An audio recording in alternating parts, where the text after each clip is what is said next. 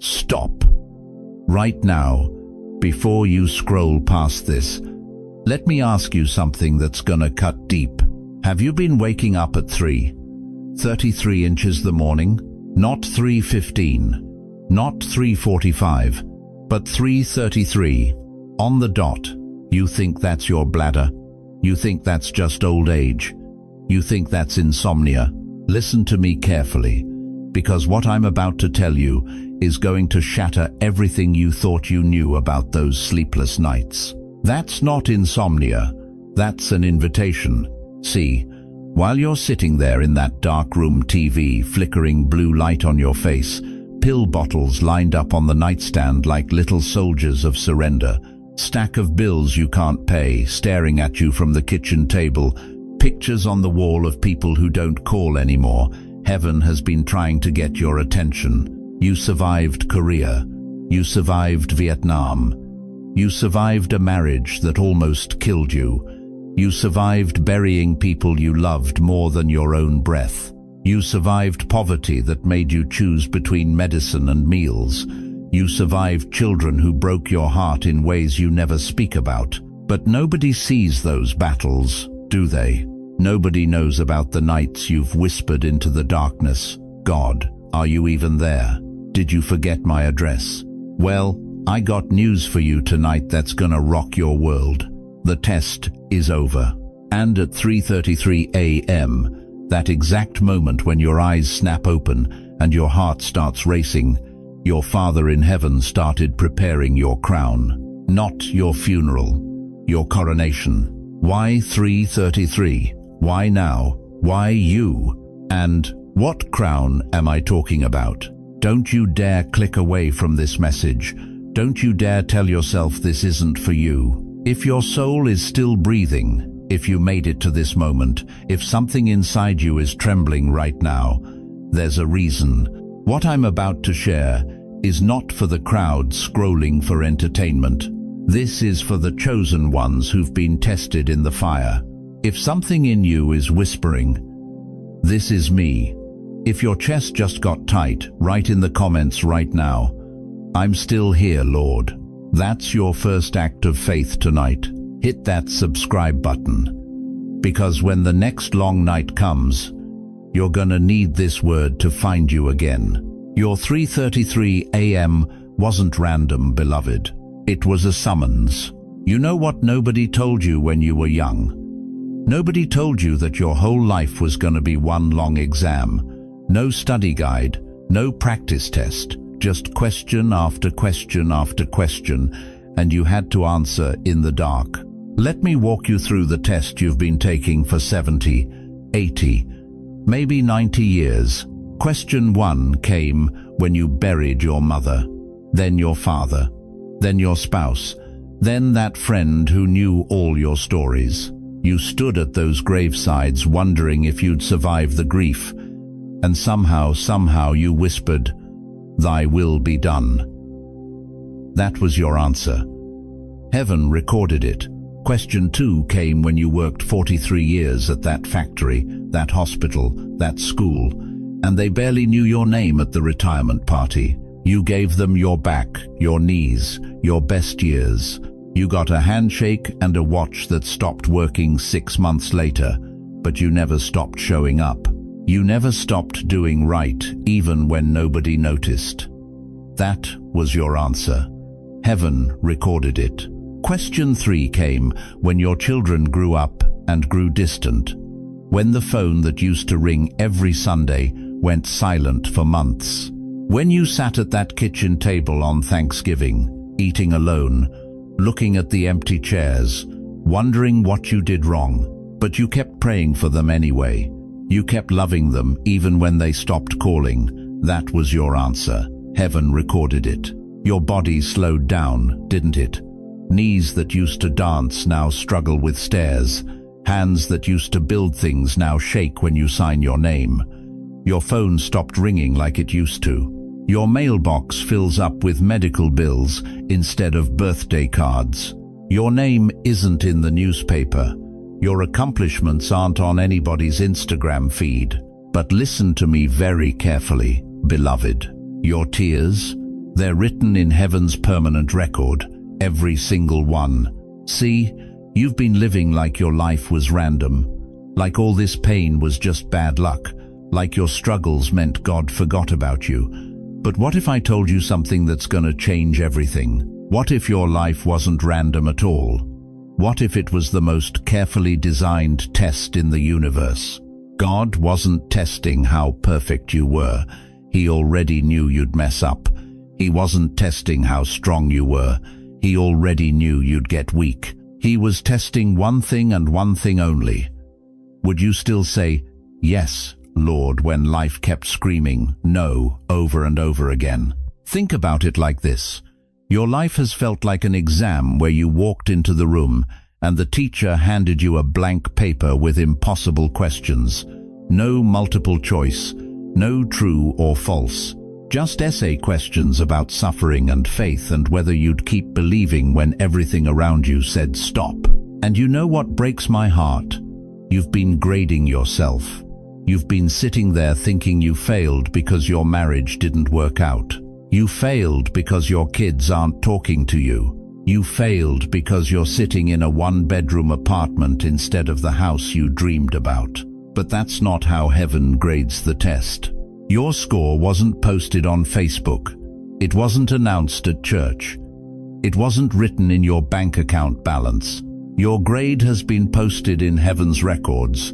And dear one, you need to hear this. You passed. You passed when you forgave people who never apologized. You passed when you kept praying, even when the sky felt like concrete. You passed when you chose kindness in a world that rewarded cruelty. You passed when you stayed faithful to a God you couldn't see, while everyone around you worshipped things they could touch. Job understood this test. He lost everything: his children, his wealth, his health, his reputation. His own wife told him to curse God and die. And you know what Job said? "Though he slay me, yet will I trust him." That was his answer. Heaven recorded it. And at the end of that test, God restored everything double. David understood this test.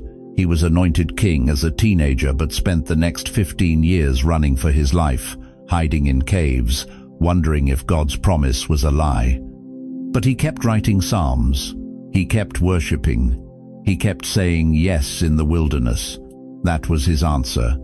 Heaven recorded it. Abraham understood this test. God promised him a son when he was 75, but Isaac didn't show up until Abraham was 100. 25 years of waiting. 25 years of people laughing at his faith.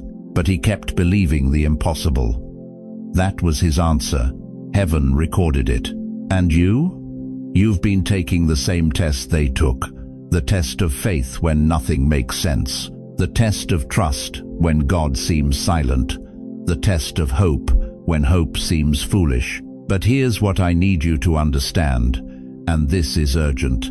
There was one question on that exam that mattered more than any other. One question that determined everything, and most people don't even know they were being asked. The question wasn't, will you succeed? It was, will you stay? Will you stay faithful when faith costs you everything? Will you stay loving when love gets you nothing back? Will you stay standing when everyone else is bowing to what's easy? You stayed, didn't you? Even when your body wanted to quit. Even when your mind said, it's not worth it. Even when your heart was broken into pieces so small you didn't think they'd ever fit back together. You stayed. And that 3:33 a.m. wake-up call? That's not your bladder, beloved. That's heaven's alarm going off. That's the sound of your Father saying, time's up, pencils down. The test is over. If you feel like your whole life has been one long exam that you've been taking in the dark, just whisper it right now. Lord, I'm listening. And if your hands can still type, write it in the comments. Let heaven and this community see that your faith is still alive. Because what I'm about to tell you next is going to explain why God woke you up at exactly 3:33 a.m. and what that specific number means for your destiny. Some of you have been waking up at the same time for months now, maybe years. You glance at that clock on your nightstand, 3:32, 3:33, 3:34, and you think to yourself, here we go again. Your doctor says it's sleep disruption. Your kids say it's age. Your friends say, just take another pill. But something in your spirit knows better. You feel it, don't you? Like the night itself is tapping you on the shoulder, whispering a name you almost forgot was yours. Let me tell you what's really happening. This is not a lottery number you're supposed to play. This is not some new age superstition about angel numbers. This is not coincidence. And it's definitely not just your bladder waking you up at the exact same time every single night. This is a divine alarm clock with your name engraved on it. See, when the whole world is asleep, when even the streets of New York finally go quiet, when the last subway rumbles through the tunnels and the city that never sleeps takes a breath, that's when heaven gets loud. That's when God does his deepest work. That's when he reaches into your room, into your pain, into your exhaustion, and he says, wake up, I need to tell you something. Think about it. The Bible is filled with midnight moments. Paul and Silas were in prison at midnight, backs bleeding, feet locked in chains. And what did they do? They sang.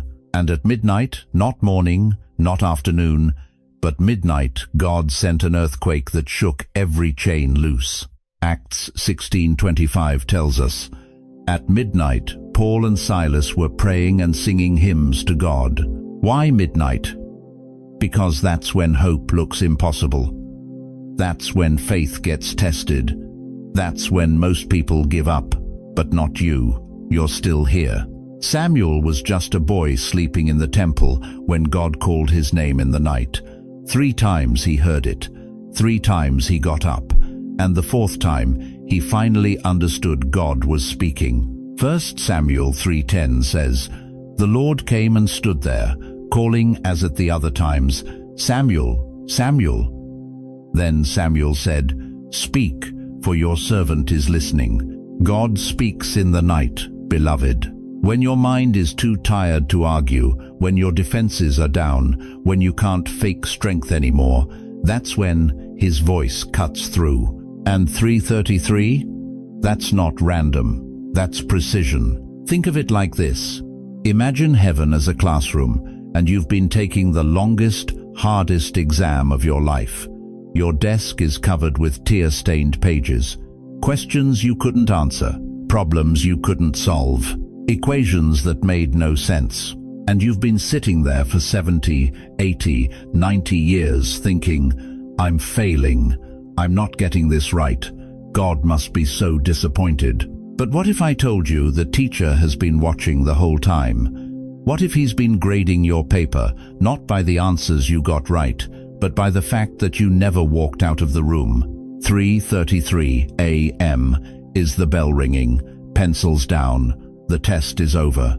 And here's what's going to wreck you. What heaven saw when it looked at your paper is completely different from what you thought you wrote.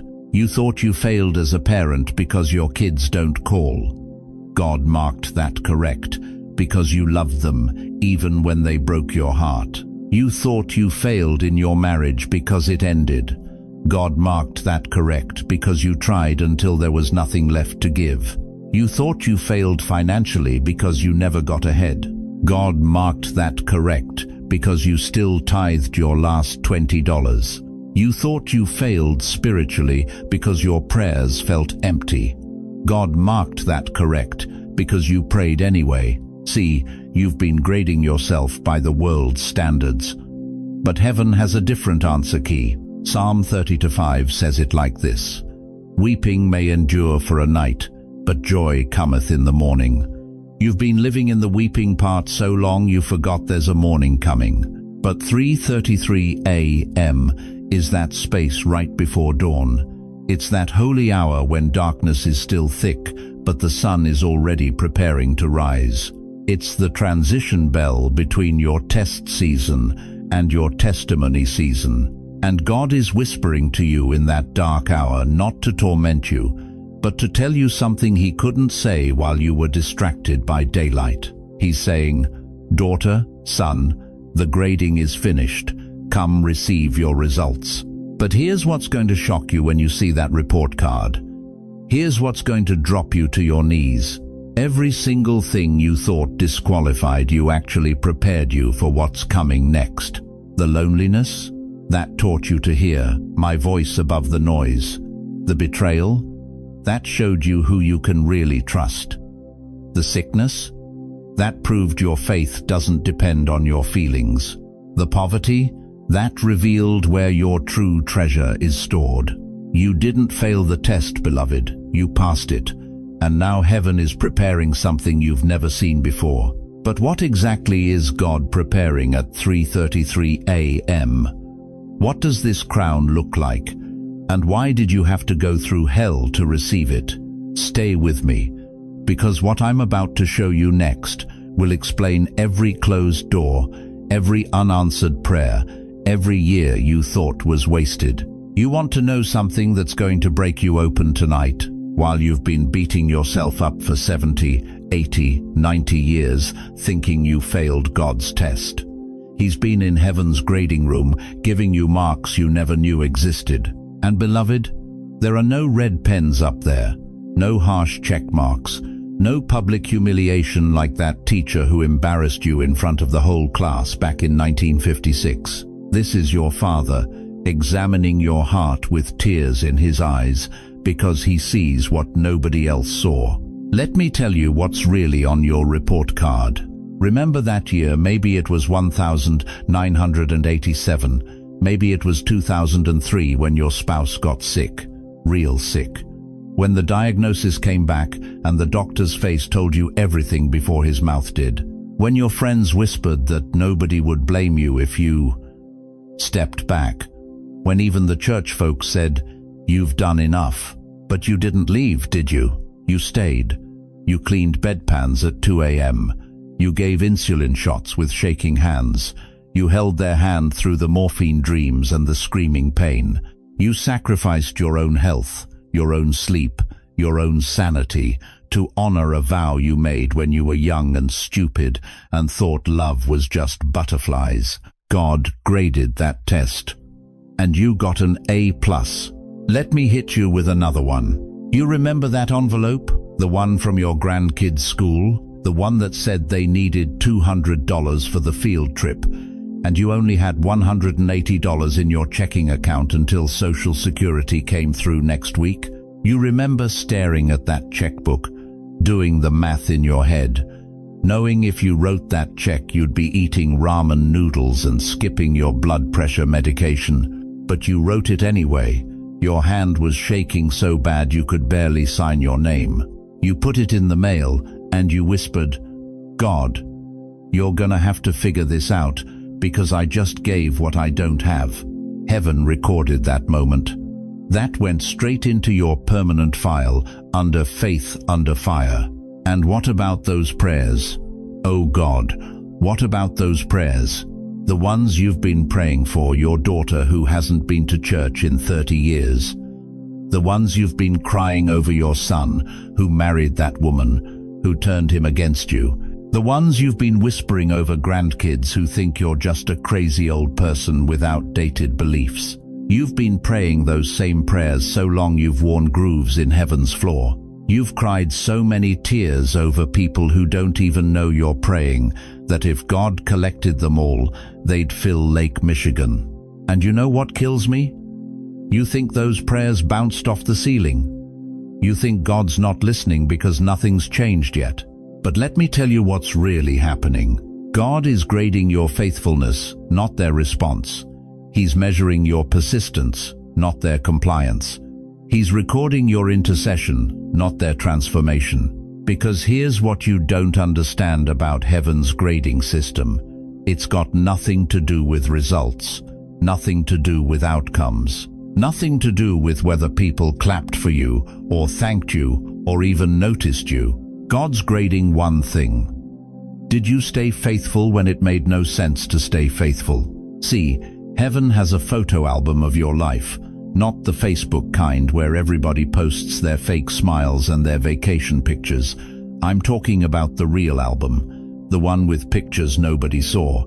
There's a photo of you on your knees at 4 a.m., praying for a marriage that was already dead, asking God to resurrect what everybody else had buried. There's a photo of you choosing forgiveness when you had every legal, moral, and logical right to choose revenge.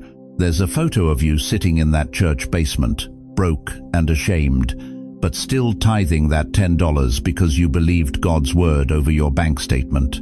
There's a photo of you biting your tongue when your children disrespected you, because you remembered what it was like when you disrespected your own parents. Those photos are graded, every single one. Now let me show you something that's going to wreck you. If you could see your actual spiritual report card right now, if I could pull it out and lay it on the table in front of you, you would fall on your face and weep for 3 days straight.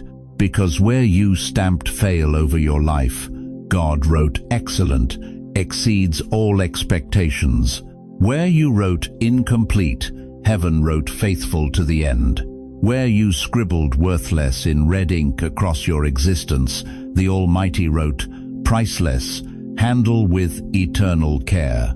You've been grading yourself by the world's rubric, by the standards of people who measure success in square footage and retirement accounts and how many grandkids show up for Christmas. But God's been grading you by a completely different standard. He's been measuring your heart, your sacrifice, your faithfulness, when faithfulness cost you everything. And beloved, you passed. You didn't just pass, you excelled. Listen to what Jesus said in Matthew 6:4. Your Father who sees what is done in secret will reward you.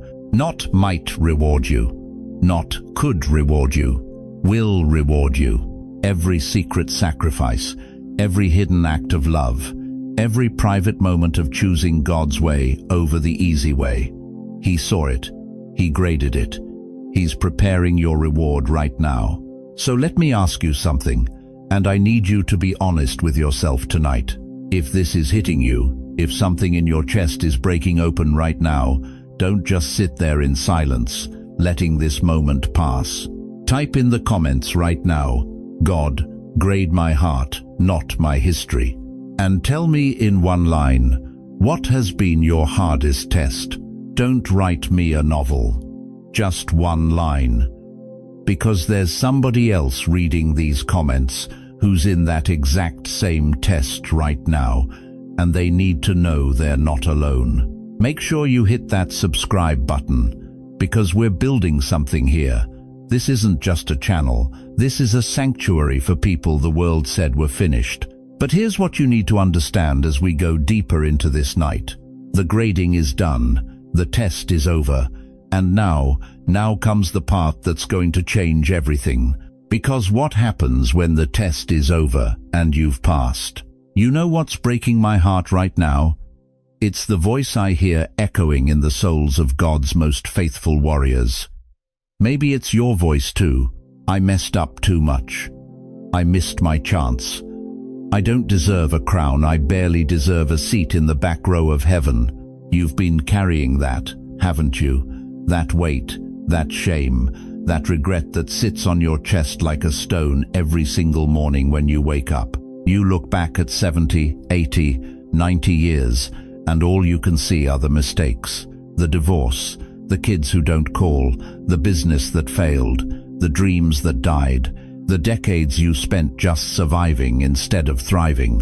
And somewhere along the way, you convinced yourself that God was disappointed in you. Stop right there. That voice whispering you failed in your ear at 2 a.m.? That's not your Father speaking. That's the accuser. And let me tell you why he's working overtime to keep you focused on your failures. Because he is absolutely terrified of what happens when a senior saint finally realizes how heaven actually sees them. See, the devil's got one play left in his playbook for people like you. He can't kill you. You survived too much for that. He can't stop your prayers. They've been piercing heaven for decades. So what's his last desperate move? He holds up a magnifying glass over one chapter of your life to distract you from the whole book God is writing. Regret is just the enemy's magnifying glass, making your failures look bigger than your Father's faithfulness. Think about Peter for a second. This man denied Jesus 3 times. 3 times. He looked the Son of God in the face and said, "I don't know him." That's not just a mistake, that's betrayal. That's the kind of failure that should disqualify you forever, right? But what did Jesus do? John 21:15-17 tells us that Jesus didn't show up to condemn Peter, he showed up to restore him. 3 denials, 3 chances to say, "I love you." And then Jesus said something that will wreck you. "Feed my sheep." The man who failed got the assignment. Let that sink in for a minute. You think your divorce disqualifies you? Peter's denial should have ended him. You think your financial failures mean God can't use you? Matthew was a corrupt tax collector before Jesus called him. You think your past addiction makes you damaged goods? The woman at the well had 5 failed marriages and was living with a man who wasn't her husband, and Jesus made her the first evangelist to the Gentiles. God doesn't throw away cracked vessels, beloved. He turns them into art. Because here's the secret. The devil doesn't want you to know the cracks are where the glory shines through. Every broken place in your life, every scar, every regret you're carrying, those aren't signs of failure. Those are entry points for God's light to pour out of you into a dark world. 2 Corinthians 4-7 says it plain. We have this treasure in jars of clay to show that this all-surpassing power is from God and not from us. Jars of clay, cracked, broken, ordinary. That's the whole point. But let me tell you something else that's gonna shake you. You know why the enemy wants you to believe you wasted your life? Because he knows something you're just beginning to remember. A football game isn't decided in the first quarter.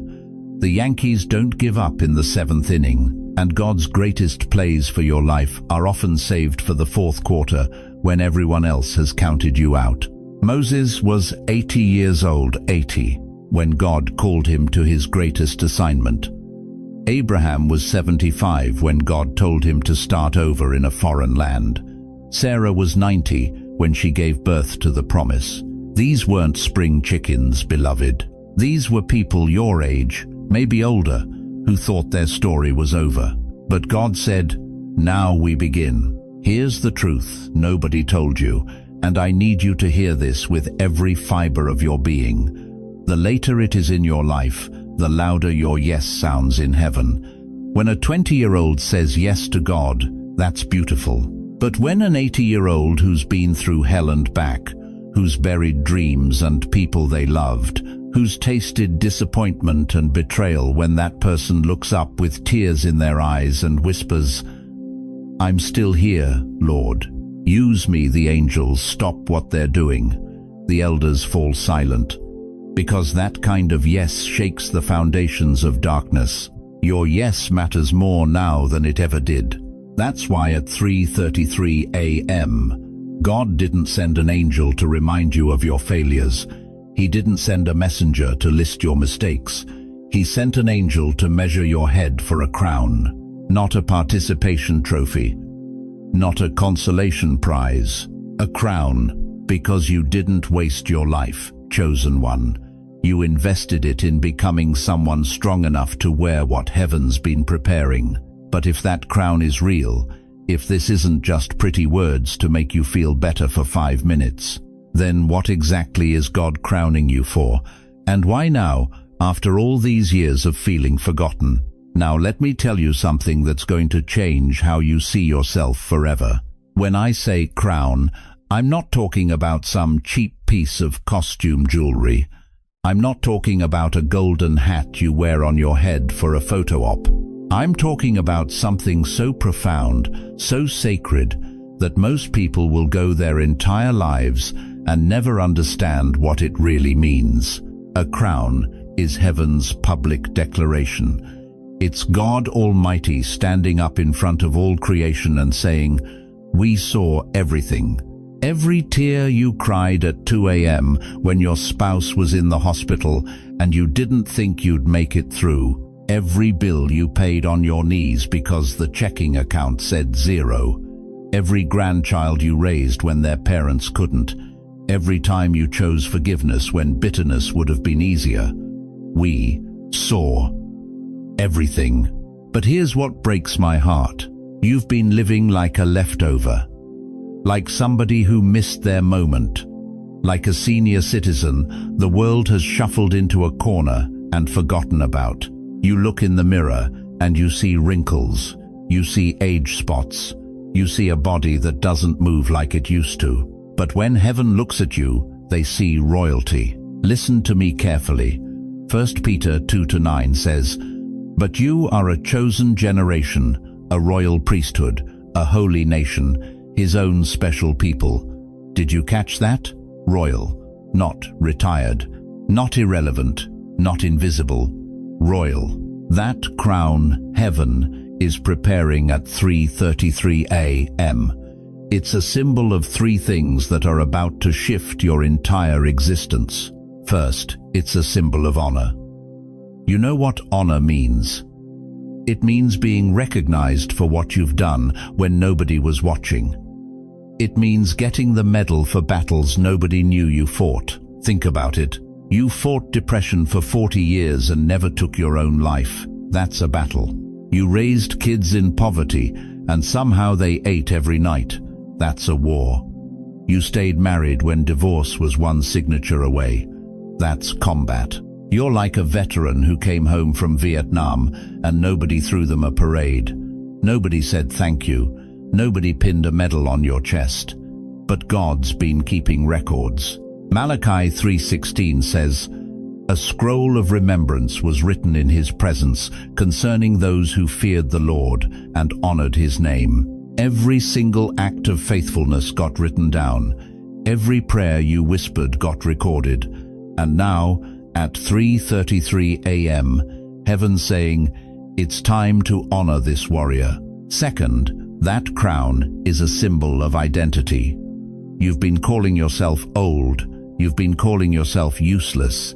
You've been calling yourself a burden. But heaven's been calling you something else the whole time.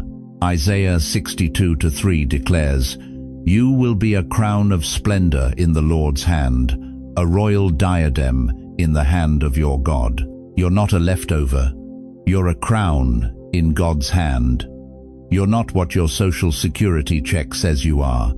You're not what your medical chart says you are. You're royalty wrapped in human skin.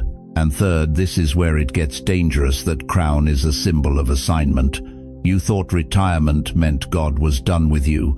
You thought turning 70 meant your purpose expired. Listen to what Psalm 92:14 promises. They will still bear fruit in old age. They will stay fresh and green. Fresh and green, not dried up, not finished, not put out to pasture. You may not run like you used to, but let me tell you something that'll shake your theology. Your prayers can run faster than any marathon runner on earth. When you lay hands on your grandchild's head and speak blessing over them, that carries more weight in the spiritual realm than any college lecture they'll ever sit through. Your words of wisdom spoken from a rocking chair can shift destinies that million-dollar marketing campaigns can't touch. Here's the mystery heaven wants you to understand. At 3:33 a.m., it's like heaven's royal tailor is quietly taking measurements, and the tailor's saying, "This one needs a crown sized for 6 decades of silent obedience. This one needs a crown heavy enough to match the weight they carried when nobody was looking. This one needs a crown that fits someone who stayed faithful when faithfulness cost them everything." You know what this reminds me of? It's like a medal ceremony long after the war is over. The soldier comes home, gray-haired, bent over, and 50 years later somebody finally says, "We found your records. You earned this." And they pin that medal of honor on his chest while the whole nation watches. That's you at 3:33 a.m. Heaven found your records, and they're saying, "You earned this." So let me say this as clearly as I know how, and I want you to let this settle into the deepest part of your soul. You thought 3:33 a.m. meant you couldn't sleep. Heaven meant it as, rise, royal one, your coronation is in process. If you're ready to stop calling yourself a failure and start calling yourself crowned, if you're ready to stop seeing yourself as forgotten and start seeing yourself as honored, write in those comments right now, I receive my crown. And even if you never type a single word, even if your hands shake too much to use that phone, whisper it out loud right where you're sitting. I receive my crown. Heaven hears. But receiving the crown is just the beginning. Because once you're crowned, everything changes. And what I'm about to tell you next will explain exactly what happens when heaven decides your test is over and your coronation begins. Now listen to me carefully, because what I'm about to give you is going to change how you wake up tomorrow morning. You've been living like someone still taking the test, but the test is over, the grade is in. Heaven stamped pass it across your file at 3:33 a.m. So why are you still acting like you're failing? Here's the truth that's gonna shake you. Most people live their entire lives never knowing they already won. They die still thinking they were being graded. But you're different. You woke up at 3:33. That means you heard the announcement. The question is, are you gonna live like it? Because, beloved, there's a difference between knowing you passed and walking like someone who passed. Let me break this down in a way that's gonna hit you right where you live. Step 1. Wake differently. Tomorrow morning, whether it's 6 a.m. or 4 a.m., or whenever those old bones decide to get moving before your feet hit that cold floor, before you reach for those pills, before you check if anyone called, I need you to say something out loud. Say it even if your voice cracks. Say it even if nobody's there to hear it. Good morning, King Jesus. Thank you that the hardest part of my test is behind me. You think that's too simple. You think that won't change anything. Then you don't understand how words work in the kingdom. Proverbs 18:21 says, death and life are in the power of the tongue. Not some life, not a little life, all life. Every morning you wake up complaining, oh, my back hurts, my knees are shot, nobody cares. You're speaking death over a day that God handed you as a gift. But when you start your morning declaring that your hardest battles are behind you, you're aligning your mouth with heaven's verdict. Step 2. Speak differently about yourself. Here's where most of you are losing the war. You survived 80 years of hell, and now you walk around saying, I'm useless now. I'm just waiting to die. Nobody needs me anymore. Stop it, right now. Stop speaking like that. You want to know what you really are? You're a crowned intercessor. Your prayers don't just go up, they move things. They shift atmospheres. They change destinies. When you pray for that grandchild who won't call, when you cry out for this nation at 2 a.m., when you intercede for that neighbor's cancer, angels take notes. Demons flee. Heaven responds. James 5:16 says, the prayer of a righteous person is powerful and effective, not the prayer of a young person, not the prayer of a busy person, the prayer of a righteous person. And you know who's righteous? Someone who's been tested and passed. You think your age makes you irrelevant? Moses was 80 when God called him to deliver a nation. Anna was 84 when she prophesied over baby Jesus. Your wrinkles aren't proof of decline, they're proof of endurance. Your slow walk isn't weakness, it's the measured pace of someone who knows where they're going. So stop saying I'm just old. Start saying I am a general on special assignment. Step 3. Guard your peace like it's gold. Let me ask you something real. How many hours a day do you spend watching the news? How many times do you let that TV scare you, anger you, depress you? How many times do you go to bed with your heart racing because of what some talking head said about the economy, the world, the future. Here's what I need you to hear. If the news is stealing your peace, you have permission to turn it off. Jesus said in John 14:27, "My peace I give to you. Not as the world gives do I give to you." The world's peace depends on circumstances. God's peace defies them. You know what you should be filling your ears with? Worship, scripture, words that build you up instead of tear you down. You need voices speaking life, not death, hope, not fear. And if this channel is one of those voices for you, then you stay right here. Let these words wash over your soul every single day. Step 4. Bless someone. Intentionally. Here's your daily mission, and it's so simple you're gonna think I'm crazy. But I promise you, this will change your life. Every single day, reach out to one person just to bless them, not to complain, not to vent, not to tell them your problems, just to bless them. Call your daughter and tell her, "I'm proud of you." Text your grandson, "I'm praying for you today." Tell the cashier at the grocery store, "You have a kind face." Leave a note for your nurse. "Thank you for caring." You think that's small? Proverbs 11:25 says, "Whoever brings blessing will be enriched, and one who waters will himself be watered." When you bless others, you activate the flow of heaven's blessing over your own life. Walking with an invisible crown. Now here's what I need you to understand.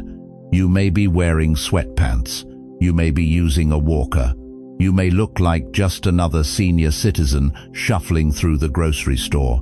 But in the spirit realm, you're walking around with a crown on your head. Can you see it? No. Can others see it? Not with natural eyes.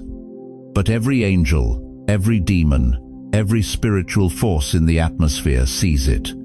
And they respond to it. You're not retired, beloved. You're a general on special assignment. Generals don't run anymore. They command from a place of wisdom. They speak and things move. They decree and things change. So here's my question for you. Are you going to keep living like you're defeated, or are you finally going to walk like someone who passed the test? Because what I'm about to tell you next is going to prove that when you start living this way, impossible things start happening. Now listen, I need you to understand something that's going to change how you see those sleepless nights. You think you're the only one? You think you're alone in this?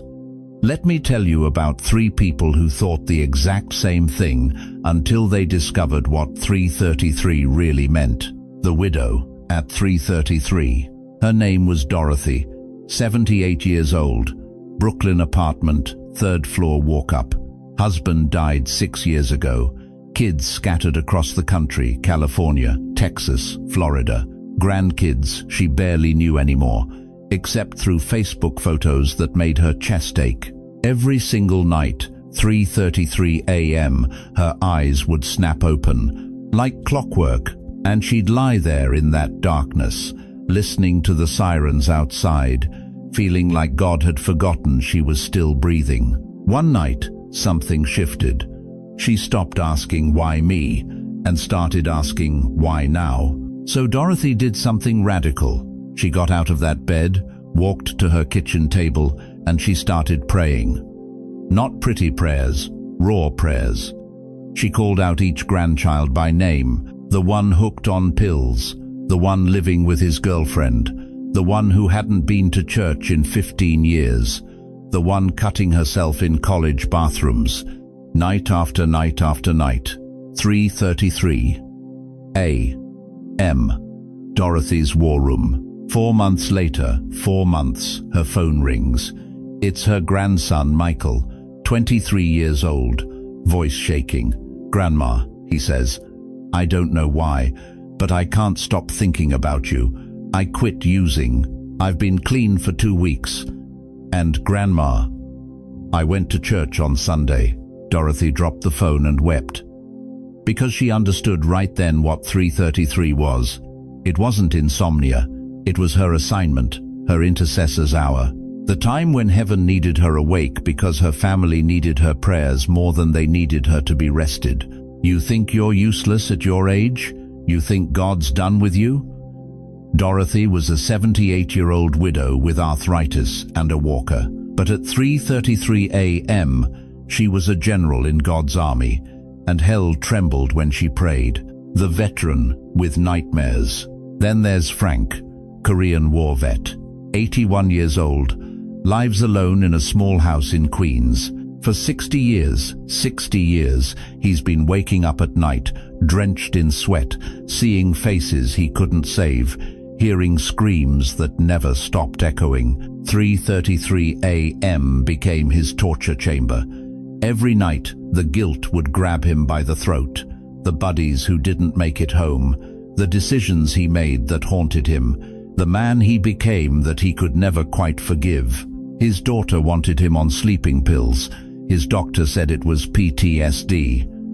But Frank knew it was something deeper, something spiritual. One night at 3:33, instead of fighting the memories, Frank did something different.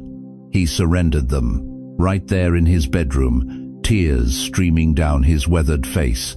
He lifted his hands and said, "God, I can't carry this anymore. You take it.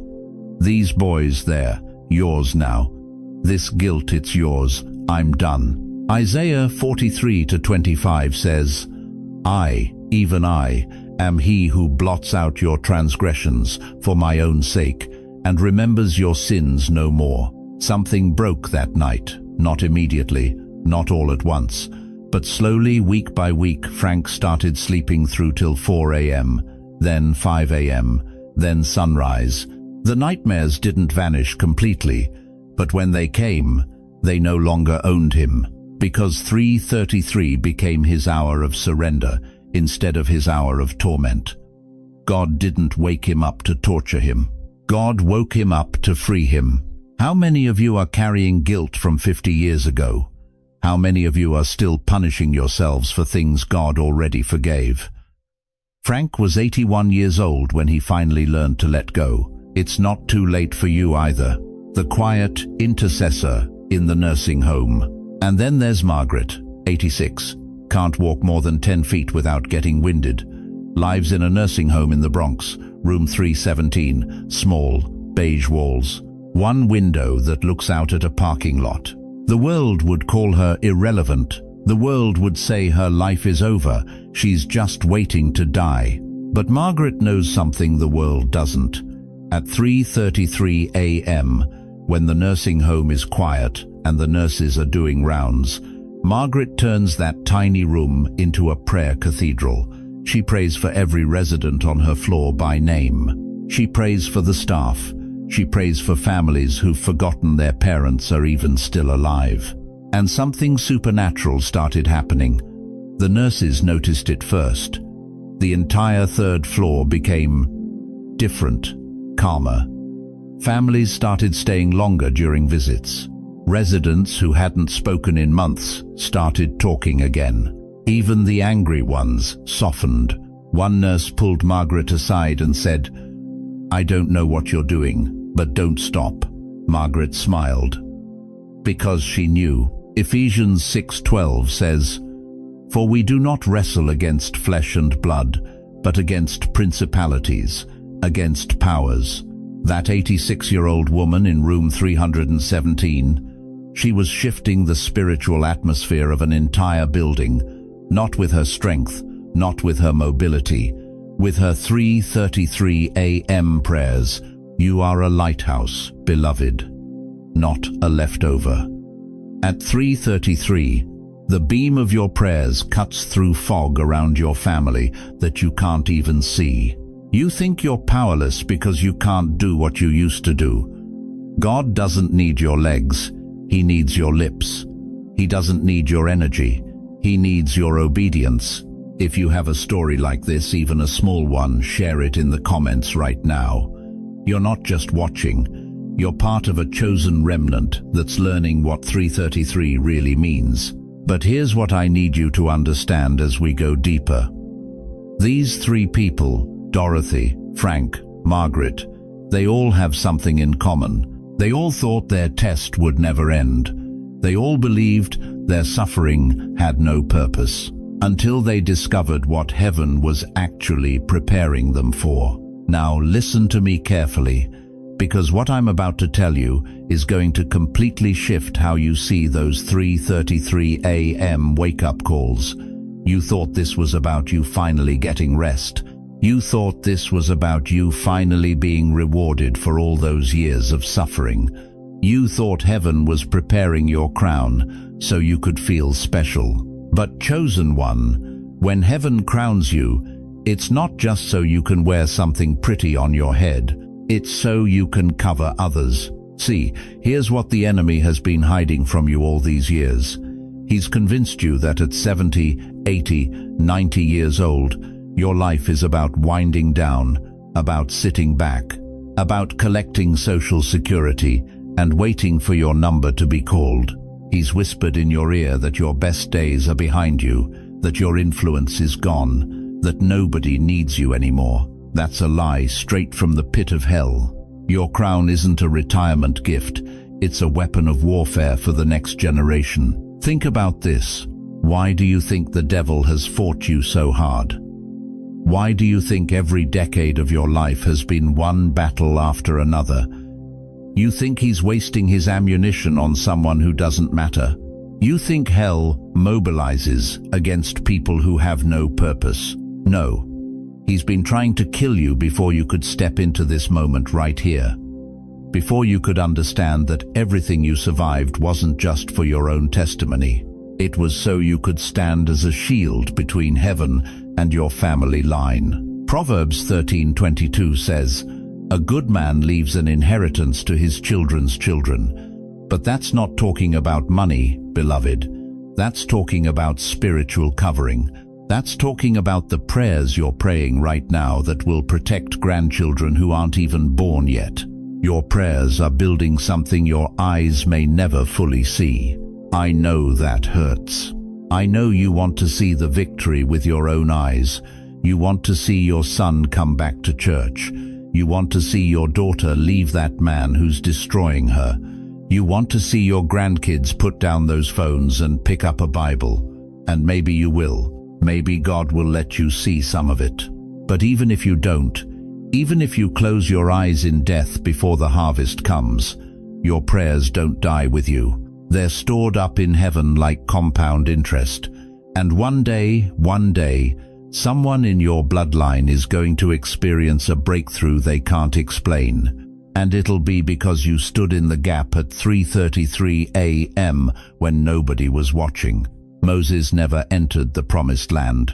Did you know that? Deuteronomy 34:4 says God showed him the land from a mountain, but he never got to walk in it.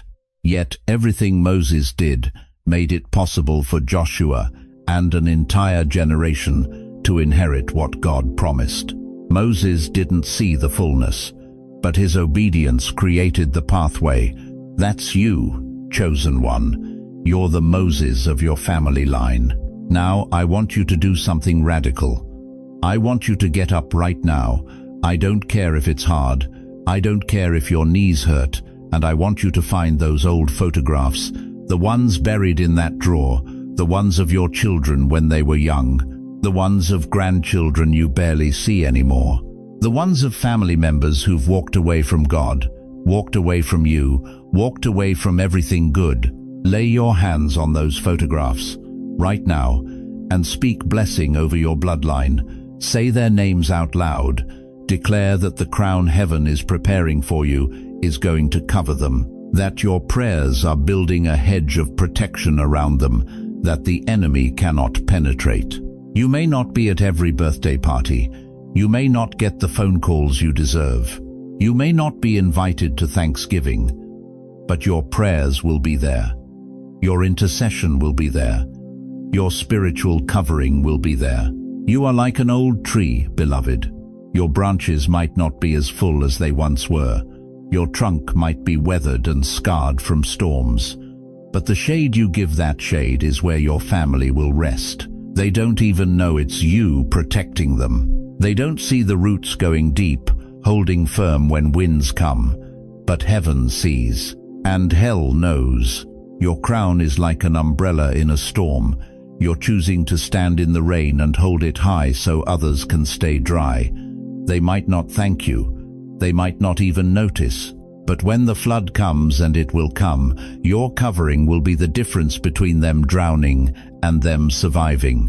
2 Timothy 2:10 says, "Therefore I endure everything for the sake of the elect, that they too may obtain the salvation that is in Christ Jesus." For the sake of the elect. Your family members are the elect. Your bloodline is the elect. And you're enduring these long nights, these painful mornings, these seasons of feeling forgotten, not for yourself, but for them. This was never just about you getting your breakthrough.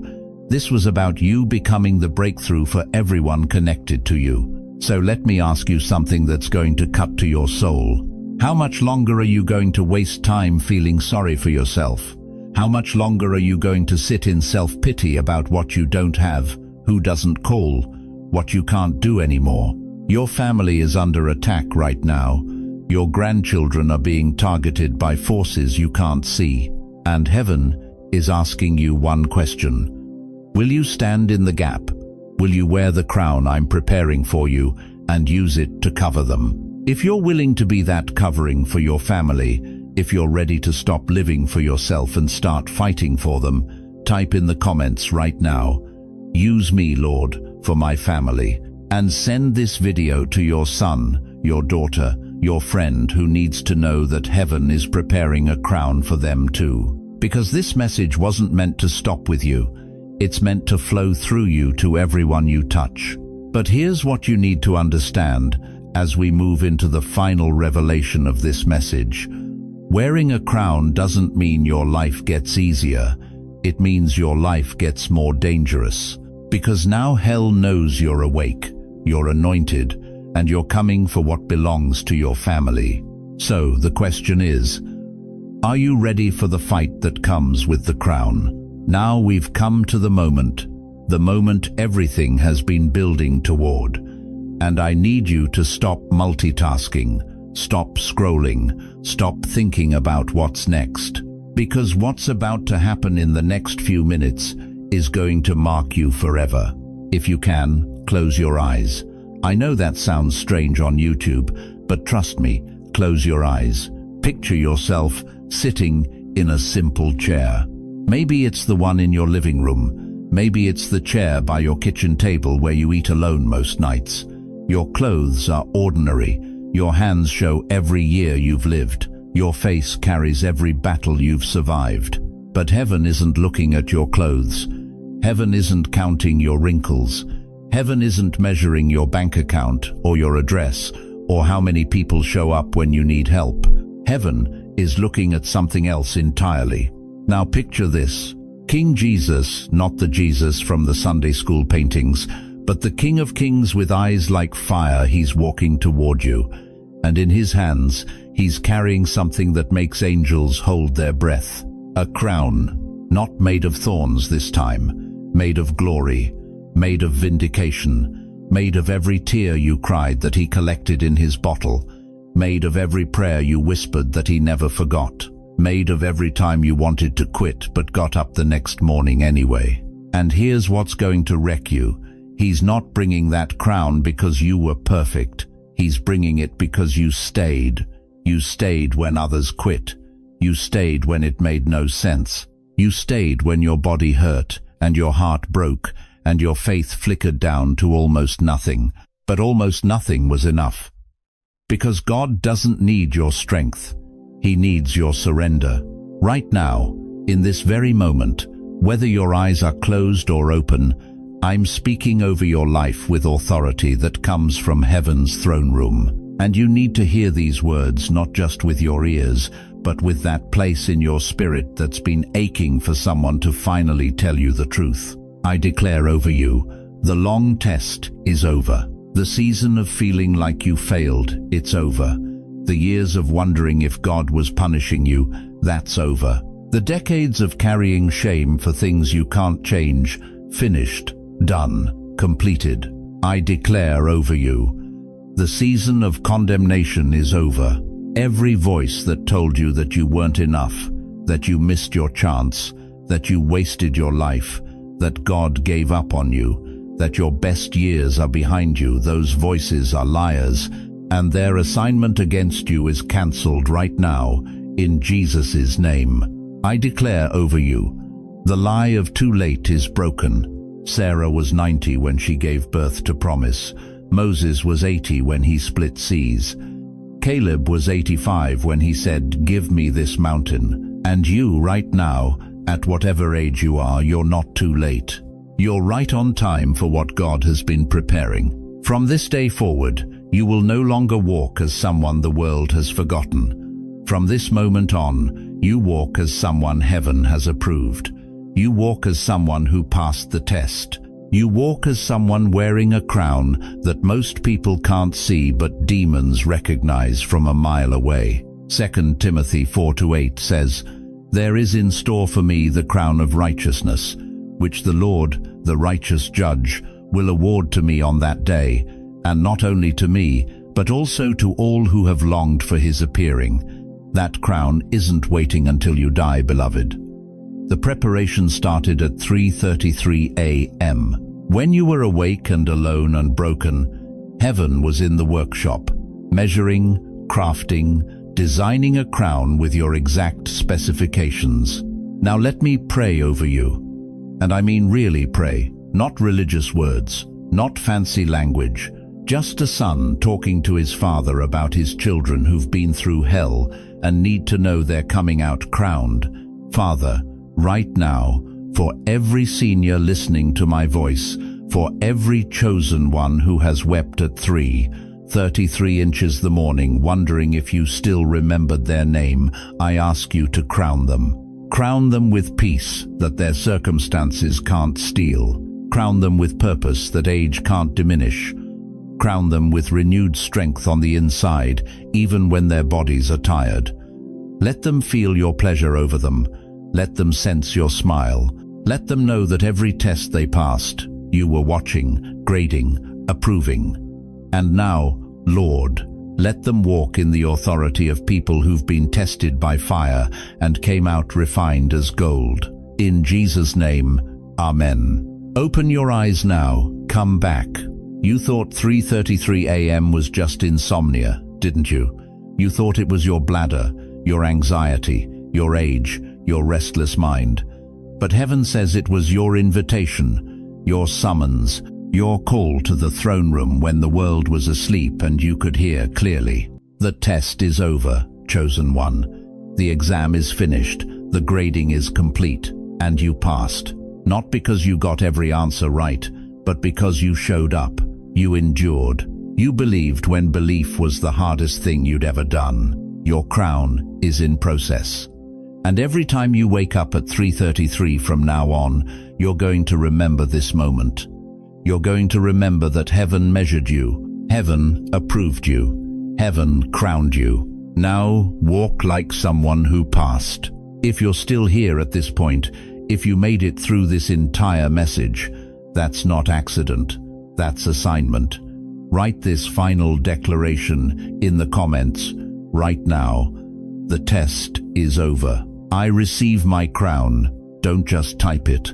Declare it, seal it, make it your stake in the ground. And if this word wrapped around your heart like a warm blanket on a cold night, don't keep it to yourself. Hit that subscribe button, like this video so YouTube knows to show it to more chosen ones who've been crying at 3:33. Share it with someone who needs to hear that their long night is almost over. Come back to this message whenever the night feels too long. Let it remind you, the exam is finished, the grading is done, heaven is preparing your crown. You are loved, you are chosen, you are crowned. Now go live like it.